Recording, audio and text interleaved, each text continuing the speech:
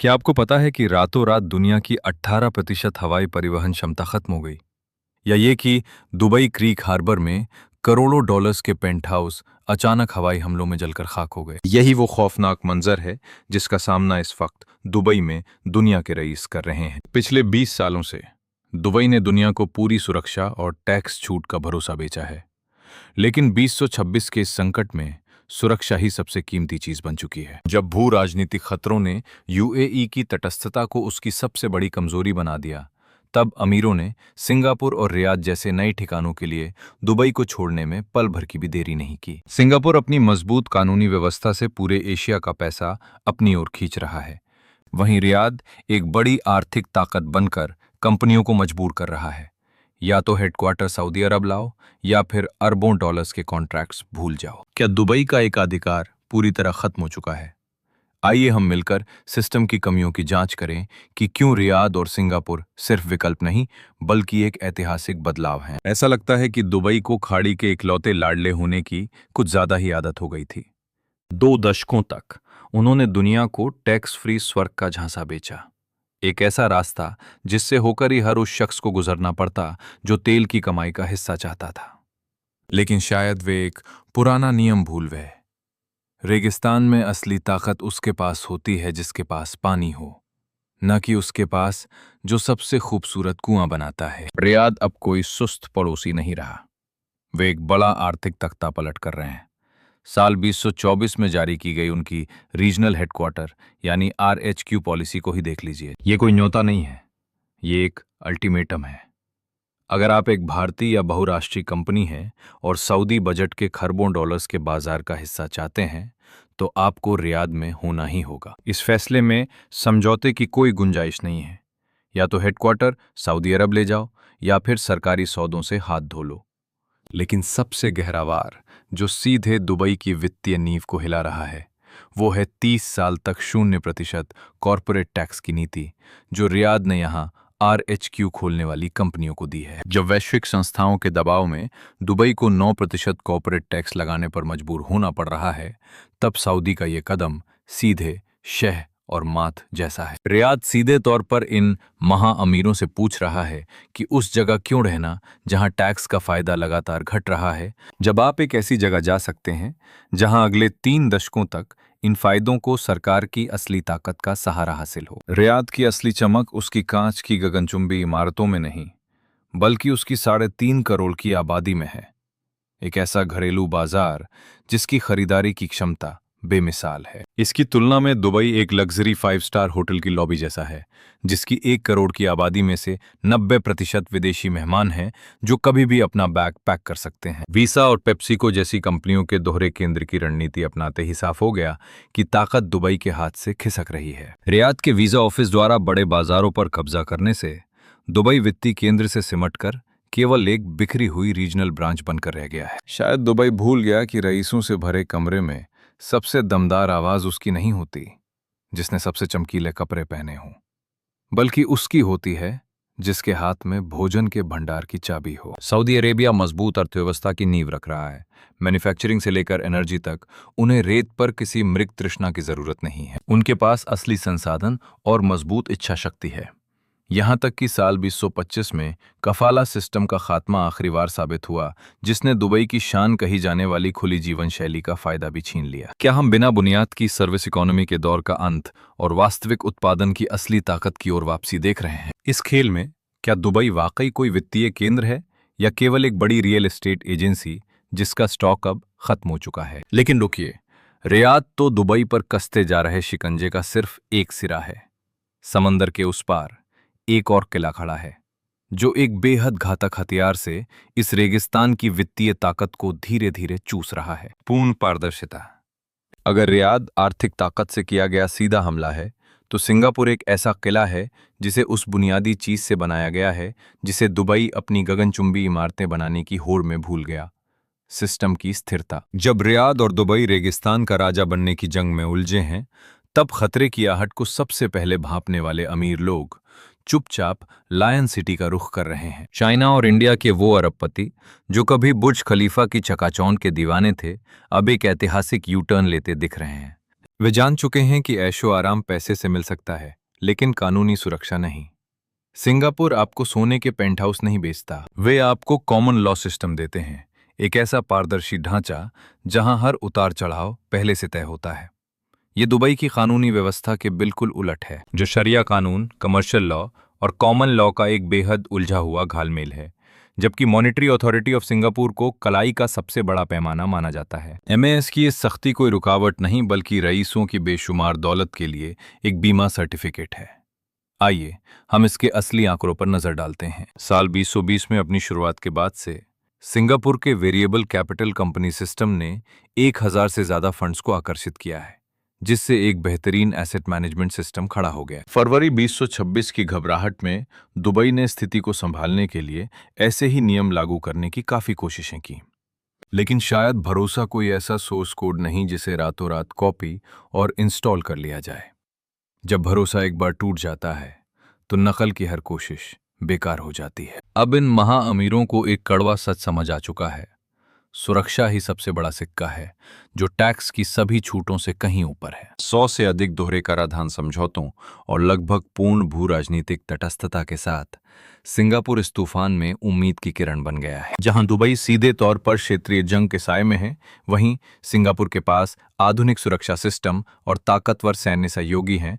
Singapore में family ऑफिसों का बढ़ना साबित करता है कि पीढ़ियों तक दौलत बचाने के लिए किसी रियल एस्टेट शोरूम की नहीं, बल्कि एक मजबूत कानूनी किले की जरूरत होती है। दुबई ने शायद ये मानकर बड़ी भूल कर दी कि केवल दुनिया के सबसे खूबसूरत मकान बनाने से वे उन लोगों को रोक पाएंगे जो वैश्विक अर्थव्यवस्था की तकदीर तय करते हैं। उथल पुथल से भरी इस दुनिया में क्या कानूनी पारदर्शिता ही वो आखिरी ढाल है जिसे पाने के लिए महाअमीर अपना सब कुछ दांव पर लगाने को तैयार हैं? क्या हम और आप इन उभरते रेगिस्तानों पर आंख मूंद कर भरोसा कर रहे हैं और दशकों पुराने संस्थानों की अहमियत भूलते जा रहे हैं? याद रखिए, एक बेहद मजबूत कानूनी ढांचा होने के बावजूद कोई भी आधुनिक शहर बिना अपनी डिजिटल आत्मा के पल भर में बिखर सकता है। और ठीक इसी मोर्चे पर दुबई को एक ऐसा झटका लगता है जिसे कोई कानूनी दीवार नहीं रोक सकती। हमने सत्ता और कानून के बदलते समीकरणों पर बात तो कर ली, लेकिन हकीकत इससे कहीं ज्यादा खौफनाक है। दुबई खुद को एक क्लाउड सिटी कहता है, जहां पूरी अर्थव्यवस्था पूरी तरह से डिजिटल हो चुकी है। लेकिन आप जानते ही हैं, हर क्लाउड को आखिरकार जमीन पर सर्वर की जरूरत होती ही है, और यही उनकी सबसे बड़ी कमजोरी है। 1 मार्च 2026 को हुई एक घटना ने वैश्विक निवेशकों के लिए जोखिम के पूरे खेल को ही पलट कर रख दिया। यूएई में AWS middle east central one data centre क्षेत्र पर सीधा हमला हुआ।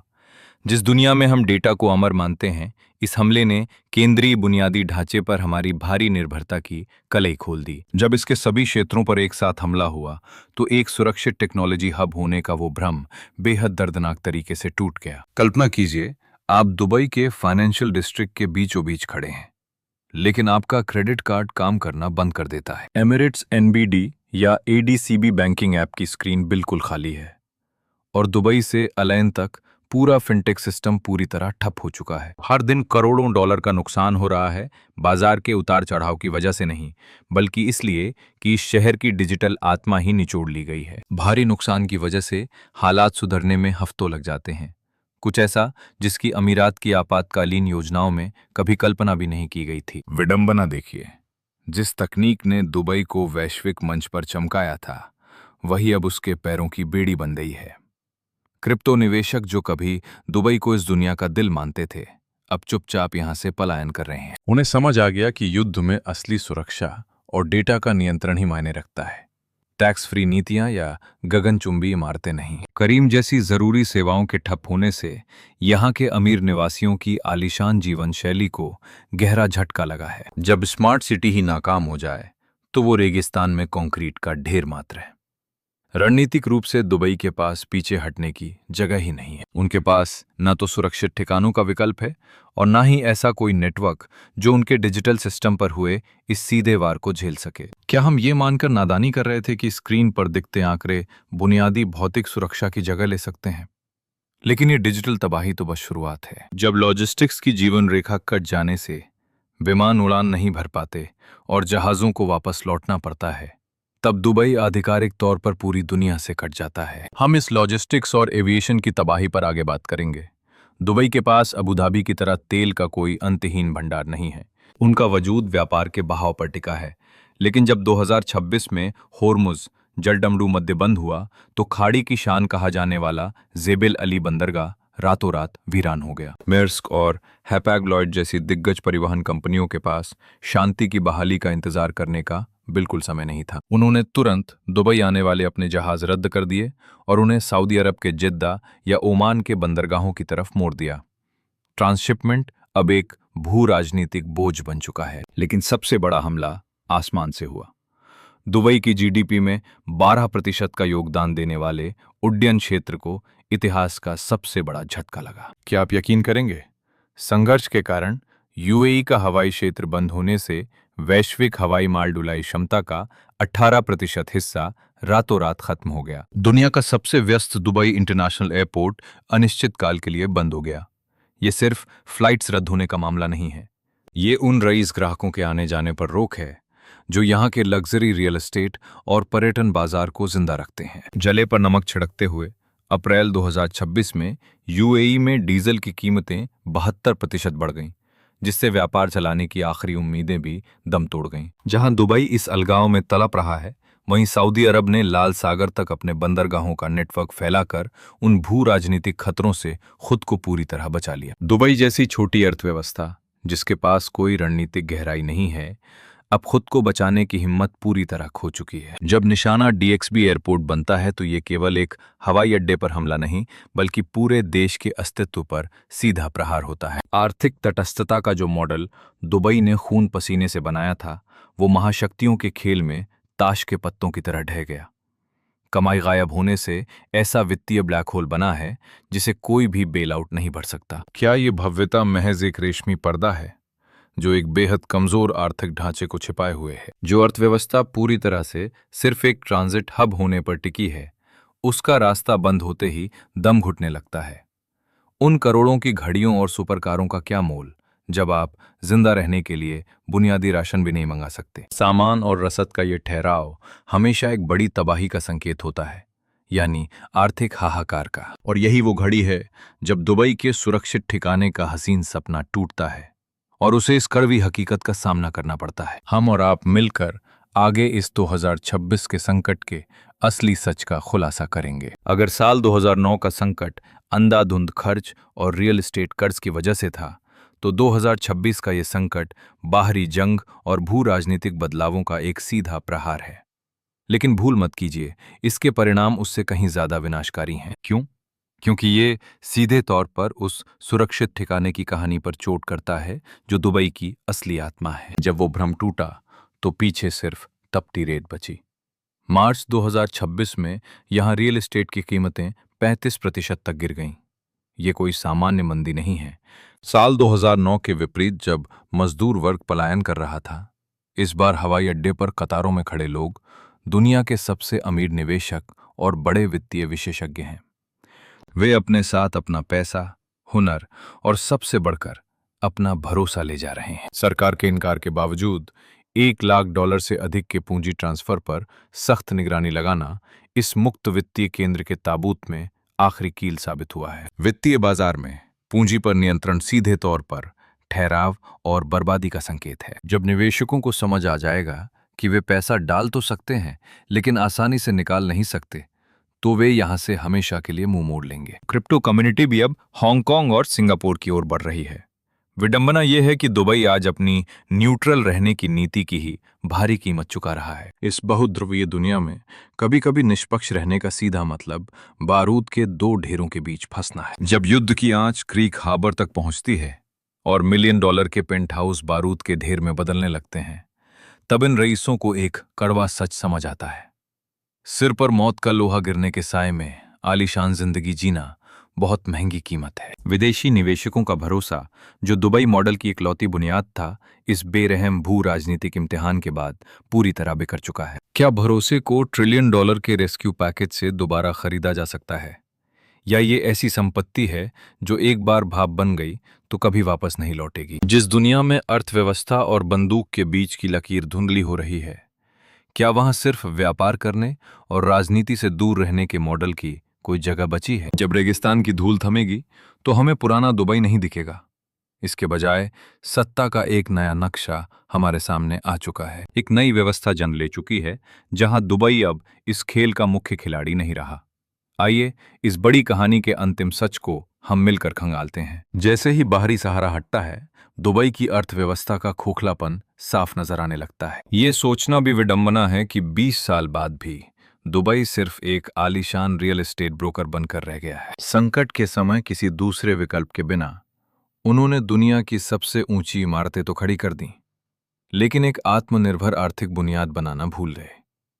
अब एक नया बहुध्रुवीय दौर आ चुका है, जहां ताकत सिर्फ एक जगह केंद्रित नहीं है। रियाद आज इस गद्दी पर काबिज है, किसी छलावे से नहीं, बल्कि अपने विशाल बाजार और तेल से मिलने वाली असीमित आर्थिक ताकत के दम पर। सऊदी अरब वो रणनीतिक गहराई दिखाता है जो यूएई के पास नहीं है। उनके पास आर्थिक केंद्रों को सुरक्षित इलाकों में ले जाने के लिए जमीन है और काम करने के लिए पूरी आबादी है। दुबई की अस्थिरता रियाद के लिए अपने विजन 2030 को पूरा करने और पड़ोसी से ताज छीनने का सुनहरा मौका बन गई है। दूसरी तरफ सिंगापुर ने दुनिया की सबसे सुरक्षित तिजोरी के रूप में खुद को स्थापित किया है। अब निवेशकों का पैसा दिखावे के पीछे नहीं भागता। वे अब मजबूत कानूनी व्यवस्था और अटूट संस्थागत स्थिरता की तलाश में हैं। दुबई पर सिंगापुर और हांगकांग का दबदबा इस बात का सबूत है कि ये नई दुनिया ऊपरी चमक दमक के बजाय आंतरिक ताकत और राष्ट्रीय सुरक्षा को अहमियत दे रही है। दुबई शायद पूरी तरह खत्म ना हो, लेकिन उसका वो बेजोड़ रुतबा अब इतिहास बन चुका है। यह शहर एक बेरहम दोराहे पर है। या तो खुद को पूरी तरह बदलकर गंभीर बने, या फिर छोटे बाजारों के लिए सिर्फ एक सहायक बनकर रह जाए। रेगिस्तान का भ्रम टूट चुका है, जो हमें असली और टिकाऊ तरक्की का सबक दे गया। क्या हमें ऐसी जगह चुननी चाहिए जहां झटके में अमीर बनने का जोखिम हो, या फिर ऐसी जगह जो पीढ़ियों तक हमारी दौलत को खामोशी से सुरक्षित रख सके? आखिर किसी साम्राज्य की असली ताकत आसमान छूती इमारतों में होती है, या फिर उसकी कभी न डगमगाने वाली संस्थाओं की गहराई में? हमने मिलकर दुनिया की इस बदलती ताकत के सच को देखा है। गगनचुंबी इमारतों और टैक्स फ्री जिंदगी के वादों के साथ दुबई ने शायद उस पुरानी दुनिया में अपना काम पूरा कर लिया था, जहां दिखावे को ही असली ताकत माना जाता था। लेकिन 2026 की ये दुनिया अब छलावे को बर्दाश्त नहीं करती। जब युद्ध और तकनीकी नाकामियों ने इस चमक को हिलाया, तो महाअमीरों ने सबसे व्यावहारिक रास्ता चुन लिया। वे अपनी संपत्ति सिंगापुर समेट रहे हैं और अपनी ताकत रियाद को सौंप रहे हैं। दुबई शायद खत्म नहीं होगा, लेकिन उसे इस नई व्यवस्था में जीना सीखना होगा, जहां खेल की चाबी और मुख्य किरदार अब उसके पास नहीं है। यहां सबसे बड़ा सबक किसी शहर की तबाही का नहीं, बल्कि उस तरक्की के खोखलेपन का है जिसके पीछे कोई मजबूत संस्थागत बुनियादी ढांचा और खुद की ताकत न हो। अगर आपके पास बड़ी संपत्ति है, तो आप कुछ पल की चमक चुनेंगे, या फिर समय की कसौटी पर खरी उतरी संस्थाओं की अटूट स्थिरता? क्या हम एक ऐसे दौर की तरफ बढ़ रहे हैं जहां शारीरिक सुरक्षा और डेटा संप्रभुता किसी भी मुनाफे से ज्यादा कीमती बन जाएगी? अगर इस खुलासे ने विज्ञापनों के धुंधलके को हटाकर आपको पैसे का असली खेल समझाया है, तो इसे लाइक जरूर करें। हमारे साथ मिलकर वित्तीय दुनिया के इन कड़वे सच को डिकोड करने के लिए चैनल को सब्सक्राइब करें और बेल आइकन दबाना ना भूलें। लगातार बदलते इस दौर में आपकी सतर्कता ही आपका सबसे बड़ा सुरक्षा कवच है। इस वीडियो की जानकारी मार्च 2026 तक के रणनीतिक विश्लेषण, बाजार के आंकड़ों और प्रामाणिक स्रोतों पर आधारित है। ये तमाम जानकारी केवल संदर्भ के लिए है और प्रस्तुतकर्ता का व्यक्तिगत नजरिया है। इसे आधिकारिक निवेश, कानूनी या वित्तीय सलाह न माना जाए। दर्शक अपना खुद का शोध करें और अपने वित्तीय फैसलों की पूरी जिम्मेदारी लें। हमारी अगली खोजी यात्रा में आपसे फिर मुलाकात होगी। हमेशा शांत और समझदार बने रहें।